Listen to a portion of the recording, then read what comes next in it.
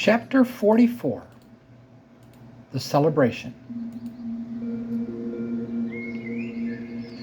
The adventurers exited the cave and walked down into the valley. Gilgrath started ringing the bell, and soon all the monsters came out of their caves, and they all gathered around Gilgrath and the adventurers. The half-orc wanted to speak to them, but started to feel nervous and wasn't sure what to say. He looked over at the party. Lightmane. Hello, everyone. The elf looked around. Are we able to translate for everyone?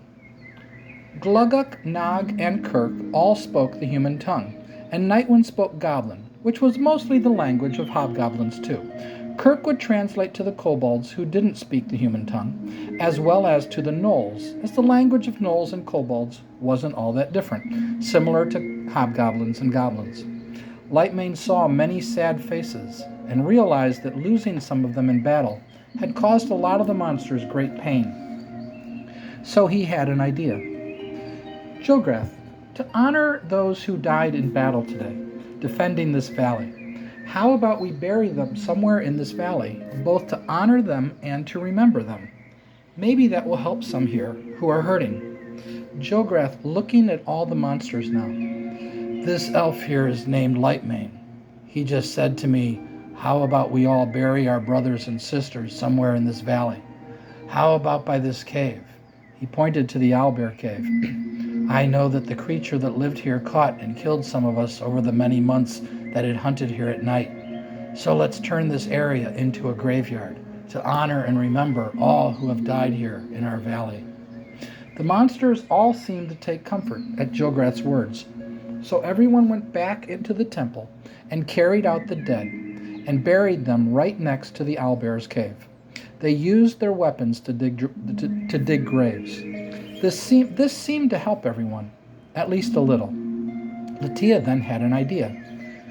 When we go to the keep, we will have signs made saying whatever you want them to say, and when we come back, you can all help us write the words in your languages too, so that everyone here will know who is buried here and why. Gilgrath liked Latia's words, as did the monsters, and now he felt ready to say the words he had been wanting to say for days now. For many months now, you have all lived in this valley, believing you were free, but you were not. He then pointed to the cave in the back. The clerics who lived in that cave up there controlled your lives, and soon they were going to have you attack the keep that is about 2 miles west of here.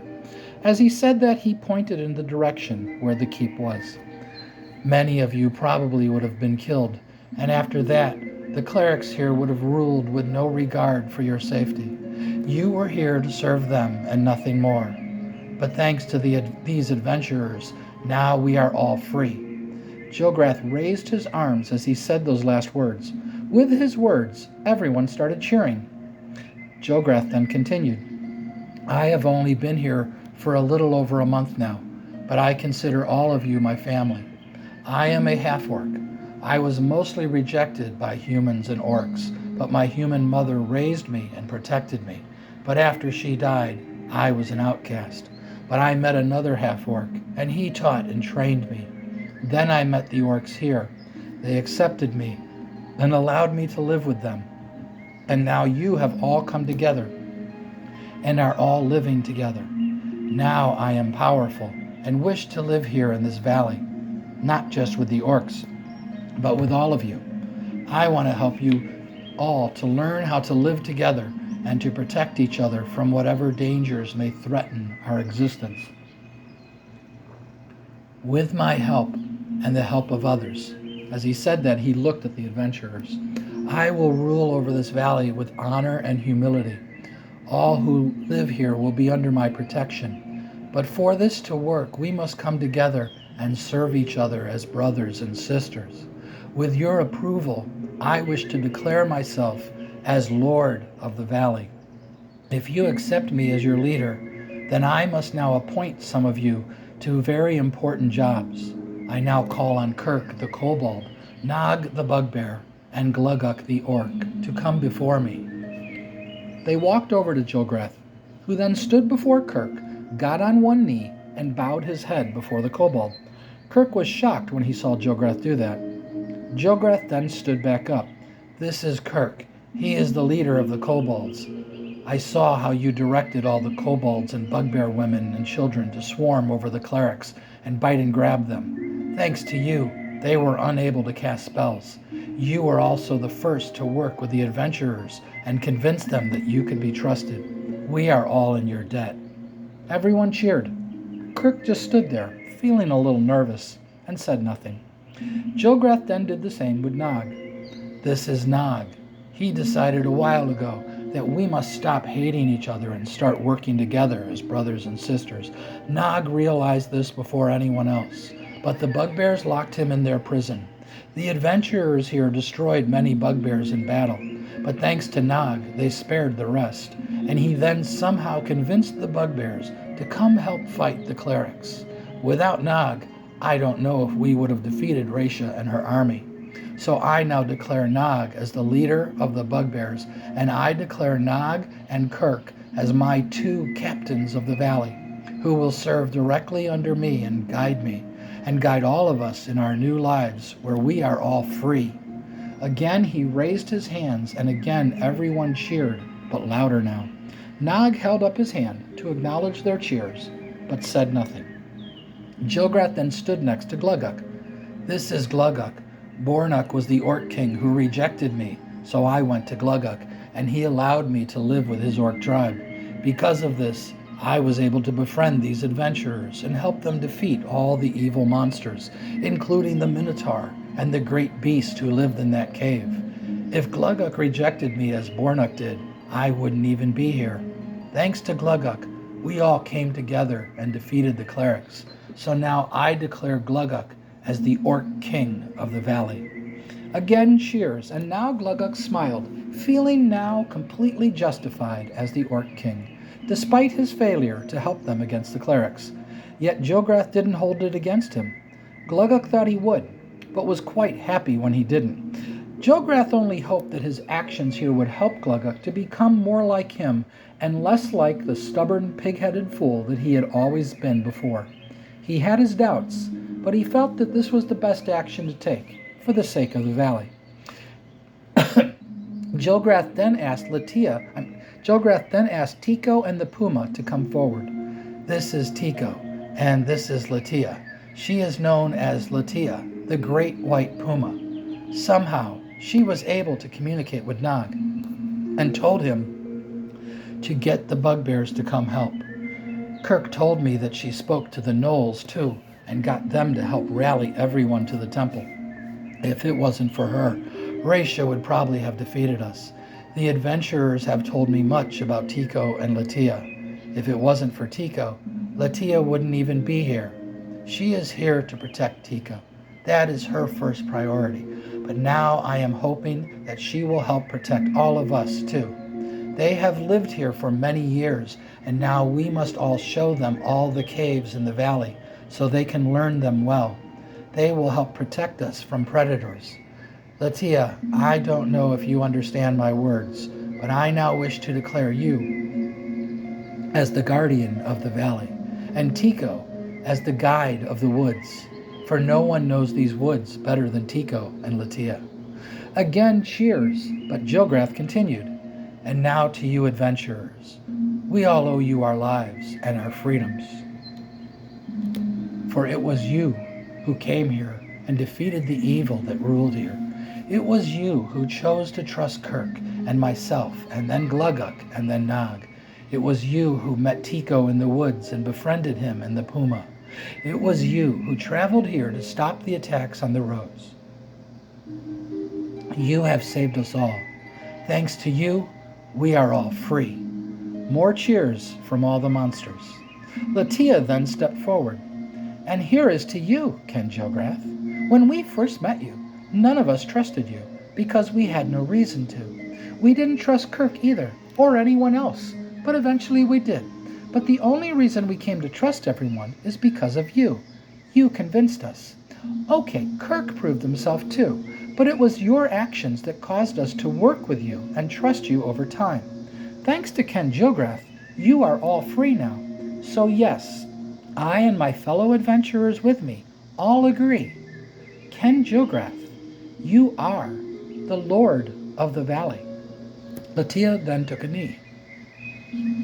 And then all the adventurers did as well. And then all the monsters did.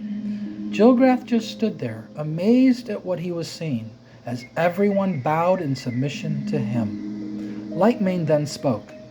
We must now return to the keep, but we will return here again later today or tomorrow. We have much to discuss with Ken Jilgrath and Kirk and Nog and the Orc King. Lightmane quickly added, and the Orc King, so as to not upset Glugug. With the celebration over, the party said goodbye to everyone and headed back to the keep. They went to see Marcus and rented his wagon again and told him they'd be back tomorrow with some great news. Latia and Shinfia took all of Raisha's clothing to their apartment and somehow resisted the temptation to just stay there and start trying on outfits. Instead, they headed out for the valley again, but as they came down the rocky road, Lightmane saw a group of around 10 goblins off in the distance a little, down the west road, coming towards them. As they came closer, he could see that they were wounded, but everyone was wondering why goblins were traveling on the road instead of in the forest. Lightmane, it's Kish. Latia, what? How? Lightmane, no clue, but that's clearly Kish. The party came out on the road where the goblins could see them, and Latia called her name.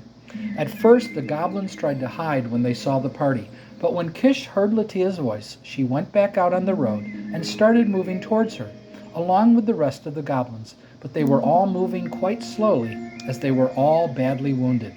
Nightwind, she's asking for help. Speaking to Kish now, what happened? Kish, men attacked. We run. Help, please. The goblin leader was with them and was also badly wounded. Nightwind heard Kish tell him that he can trust them, but he looked uncertain. But the other goblins remembered them too, so he relaxed. There were only 2 females and 8 males now.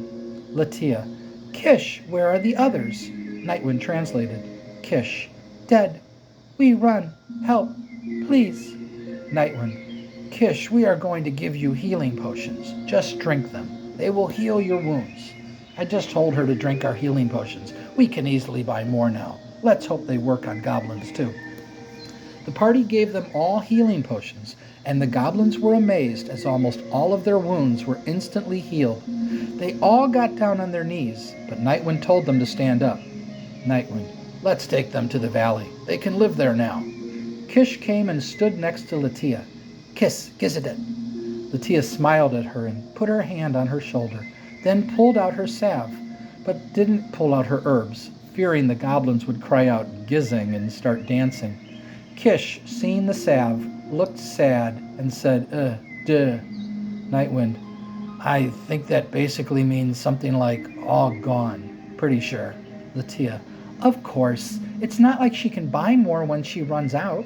Well, don't you worry, Kish. We are going to buy you a lot of healing salve. Herbs, too. But don't tell her that, Nightwind. Nightwind, don't worry. That is one word we will not mention until we're in the valley. You have plenty, right? Latia, oh yeah. I just bought a whole bunch more, so we're good. They climbed up into the woods, since they couldn't bring the wagon through the tiny trail with all the twisted branches blocking their path. They then walked across the top and over to the temple cave. It was difficult moving the wagon with their 2 draft horses through the woods, but they eventually made it through. Jilgrath was in the temple, and he had 4 orcs with him. When the party introduced him to Kish and the goblins, he sent one of the orcs to get the 2 goblins. Jilgrath, it'll probably take many years, but one of my goals here is for all of us to learn everyone's language. Lightmane, that's a mighty big goal there, Ken. Jilgrath, yes, but imagine how much easier it will be when everyone speaks everyone's language. Imagine how much easier it will be for everyone to get along, too. So since I have to set the example, Kirk and Nog will be teaching me and others Kobold and Bugbear every day. And the 3 of us are going to start teaching them the language of humans. That'll be the hardest, though. Their languages are much simpler. Nightwind, yeah, good luck with that. Goblins have a very hard time pronouncing most words that aren't their language. Jilgrath, I know. but hopefully I can get them to speak it a little. Anything is better than nothing. The two goblins were quite excited to see 10 more goblins, but were intimidated by the leader, as he was quite large and reminded them of their chieftain, who was mean and cruel. So Jilgrath and Nightwind took the time to explain to the big goblin all that had happened here, and how from now on no one was to rule over others by being cruel, but rather by showing an example and using cooperation. The big goblin was quite confused by their words, but fortunately for everyone, these goblins had been adventuring for months now, so their leader wasn't as cruel as chieftains were. He was still cruel, though, compared to Jilgrath. He was about like Gluggug, so Jilgrath knew he had another problem on his hands, but one he felt he could handle over time. Latia took Kish off to the side and showed her some catnip. Kish got excited. Latia had a feeling that goblins might like catnip too, so she then took her to the bugbear cave with Nightwind and showed her all the catnip. They then took all the goblins into the goblin caves, and Latia gave Kish a bunch of catnip, a bunch of healing salve, and a bunch of herbs. All the goblins cried out, "Gizang!" and went nuts and started dancing and partying. So Latia and Nightwind let them be. But as they went outside, Kish came running up to them. Nightwind, "She wants you to stay. I'm sure I didn't need to tell you that." Latia, "Kish, I have to take things to the keep, but I will come see you again tomorrow, okay? Go party now." Kish seemed to smile, and then she turned and went back inside the cave. Latia, "We have to head back to Duran soon, which means I'm going to have to say goodbye to her again. What am I going to do?" Nightwind, "Well, I guess we'll just have to come visit every now and then. I feel like we should anyway. The keep feels like a second home now. After all, it's just a few days' travel to Duran, right?" Latia, "A few days' travel? That's it. I have an idea. But let's take our treasures to our apartment, and I'll tell you all my idea on the way there." Nightwind, "Sounds good. Can't wait to hear it." When Latia and Nightwind came back in the temple, everything was all packed in the wagon, and they were ready to leave. Only 3 of the chests were in the wagon, though, and nothing else. One of the smaller chests was missing. Latia, smiling now, "Let me guess. We gave all the copper coins to Gluggug." Jack, "Ha! I like it. But no. We all just worked out a good distribution of our newfound wealth. We gave John and Bill 1,500 copper, 1,000 silver, and 100 gold coins each. We gave Jilgrath double that, along with 100 platinum coins. The 8 of us get the rest. Simple." Latia, speaking to Jilgrath, "I thought you didn't need any money." Jilgrath, "I don't, unless their idea works, which is to bring me to the keep and get them to let me shop there whenever I want, as long as I'm accompanied by a couple humans, that is." As Jilgrath said that, he looked over at John and Bill. Latia, "So you're both staying with Jilgrath?" John, "Yes. As much as we are in your debt and would very much like to keep adventuring with you, as well as see Duran, we'd rather stay here for now. We'd love to come visit sometime, though, but between the keep and this temple, we'd like to stay here with Jilgrath and help him reach the clerics and the others, along with teaching everybody how to speak our language. The quarters for the clerics are quite nice, too, so the thought of having our own place and enough money to last us a very long time, we'd rather stay here." Nightwind, "I will miss your company, but I think you've made a good decision. Jilgrath needs all the help he can get."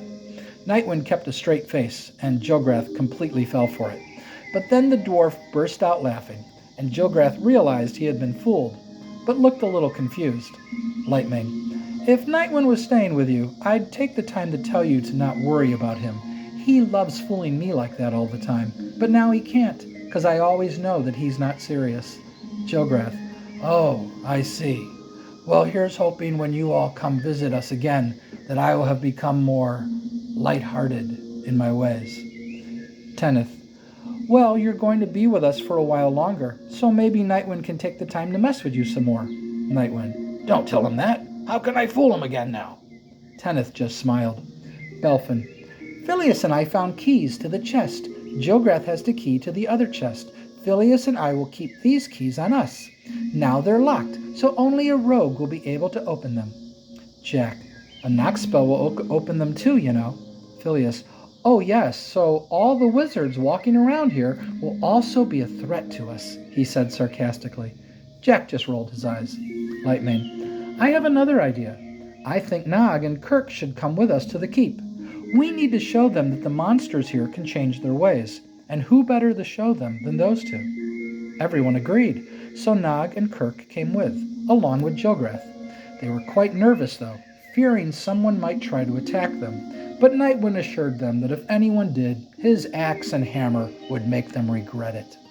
With that, they headed back to the keep, and as they were walking back, Latia told them about her idea. So now that we're rich, what do you all say we take the time and go visit all of our families where we all live? Shinfia, I'd love to, but it would take a long time to travel to all of those villages. Some of us live almost 100 miles north of Duran, and some are almost 100 miles south. Latia, I know, so let's buy horses and ride there. Shinfia thought about it for a second. Wow, I hadn't thought of that.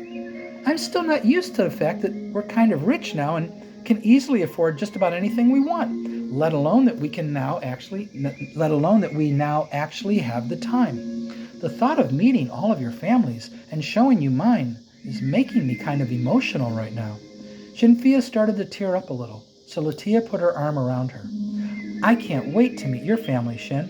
I'd love for my father to meet all of you, but he now lives way up north in the Elven Kingdom, so we can visit him some other time, hopefully. Lightmane, well, I keep saying I'm going to go visit my family that lives there, but I never did. But my immediate family lives in the village of Fashion, so I'd love to go visit them with all of you. Belfin, great idea, Latia, but gnomes, hobbits, and dwarves don't ride horses very well. Latia, you can ride on the 2 draft horses that pull the wagon, and we can either buy 1 more draft horse, or one of you can just ride in the wagon. You'll need a lot of hides, though, to cushion the ride, she said, smiling. Phileas, wow, Latia, that's a great idea. I'd love to visit my family, let alone introduce you to all of them. I want to meet all of yours, too. Everyone felt the same. The thought of traveling to visit everyone's family got them all excited. But now it was time to celebrate at the keep. As they got near the keep, though, the guards saw the monsters and immediately called down to the party to come no closer. They hadn't even come around to the front gate yet, so Lightmane called out to them, saying who they were, and that they were coming to see William the Castellan. But the guards aimed their crossbows at them and said if they come any closer that they'd fire, so they all stopped. Lightmane, as I just told you, we are here to see William the Castellan. Tell him that the party of adventurers who spoke with him before have succeeded in stopping the attacks on the road. These creatures who are with us are now our friends. You have nothing to fear. They are not evil. Why in the world would they travel here if they were? Do you think we're actually planning on attacking the entire keep? Now put away your weapons and allow us to go to the main gate.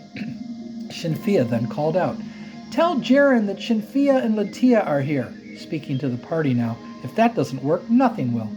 A minute later, and the guards told them that they could travel around to the front.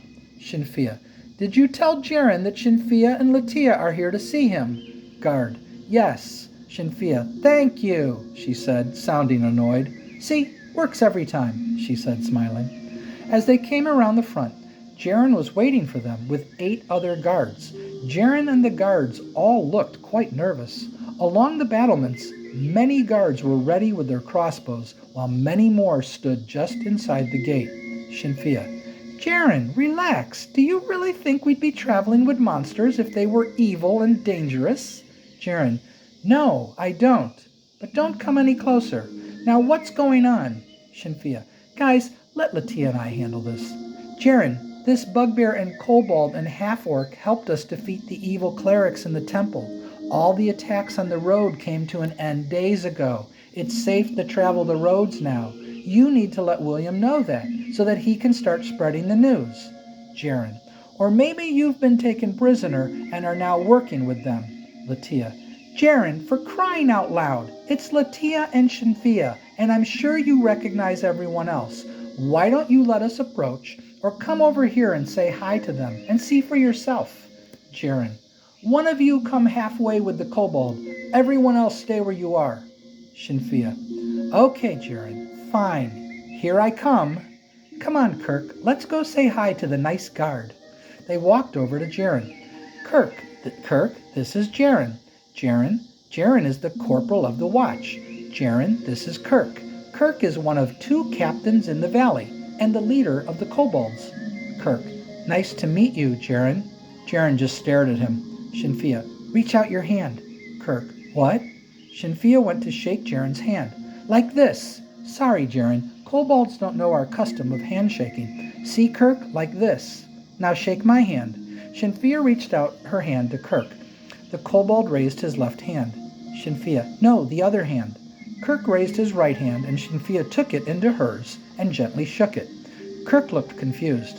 Shinfia, this is how we often greet each other, or say hello. Not always, though, just sometimes. Kirk, okay. Hi, Jaren.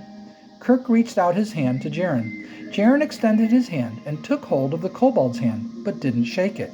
Kirk, he's not shaking my hand. Am I doing something wrong? Shinfia took her left hand and grabbed Jaren's left hand and gently shook it. Like that. Kirk tried to gently shake Jaren's hand, but Jaren appeared to be testing the kobold's strength. Kirk, he's resisting. Shinfia, Jaren, would you please stop messing around and just shake Kirk's hand? Jaren, you're a kobold. Kirk, yes. Jaren, I'm talking to a kobold. Kirk, yes. Jaren, and he's talking back to me. Shin, what's going on? Shinfia looked Jaren in his eyes. Jaren, it's me, Shinfia. Now I promise you that you have nothing to worry about, so come say hello to Nog the bugbear and Ken Jilgrath, the half-orc. Jaren, is that the half-orc that was dead? Shinfia, oh, so you heard about that. Yes, that's him. Jaren, the temple raised him back to life? Shinfia, yes. Jaren, why? Shinfia, because someone paid to have him raised, that's why.